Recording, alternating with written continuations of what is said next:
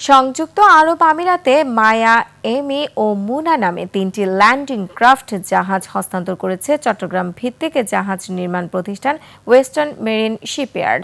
সে দেশের বন্দরে তেল, গ্যাস ফিল্ডে ভারী যন্ত্রপাতি পরিবহনে ব্যবহার হবে জাহাজগুলো। চট্টগ্রাম থেকে হাসান ফেরদৌসের তথ্য ও ভিডিওতে ডেস্ক রিপোর্ট। আপনার প্রিয় কাপড়ের যত্নে এলো এনজাইম সমৃদ্ধ Arik silver wash detergent powder 500 গ্রাম মাত্র 70 টাকা। প্রিমার্ক।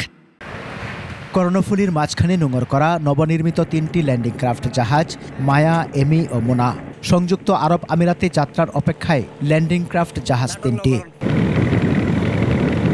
সংযুক্ত আরব আমিরাত ভিত্তিক প্রতিষ্ঠান মারওয়ান শিপিং লিমিটেডের জন্য তৈরি জাহাজ 3টির হস্তান্তর অনুষ্ঠান সম্পন্ন হয় বৃহস্পতিবার। অনুষ্ঠানে অতিথি ছিলেন বাংলাদেশে নিযুক্ত সংযুক্ত আরব আমিরাতের রাষ্ট্রদূত আব্দুল্লাহ আলী আব্দুল্লাহ অল হমেদি। ছিলেন সরকার, ক্রেতা ও নির্মাণকারী প্রতিষ্ঠানের কর্মকর্তারাও। This is not only going to benefit friendship between Bangladesh and UAE, but also we can demonstrate, we can transform our dream into reality.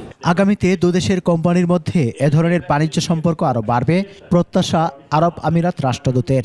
I believe this collaboration and cooperation between both of UAE and Bangladesh company take us to the different level. জাহাজ নির্মাতা প্রতিষ্ঠানের কর্মকর্তারা বলেন, এই শিল্পে বাংলাদেশি শ্রমিকদের দক্ষতা বিশ্বমানের। এখানে আমরা ইউজ করেছি একটা জাহাজে জাপানিজ ইয়ানমার ইঞ্জিন, আর দুটো জাহাজে ফ্রেঞ্চ বাদুইন ইঞ্জিনস, আর এই 3টা জাহাজে ক্লাসিফিকেশন সোসাইটি ছিল বুরু ভেরিটাস ফ্রান্সের।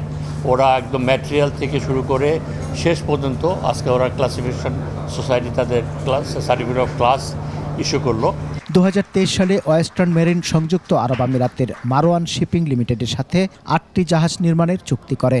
জানুয়ারিতে প্রথম ল্যান্ডিং ক্রাফট রায়ান এবং জুলাই মাসে 2টি টাগবোট খালিদ ও ঘায়া আরব আমিরাতে রপ্তানি করা হয়েছে। সমর ইসলাম, 21 টেলিভিশন।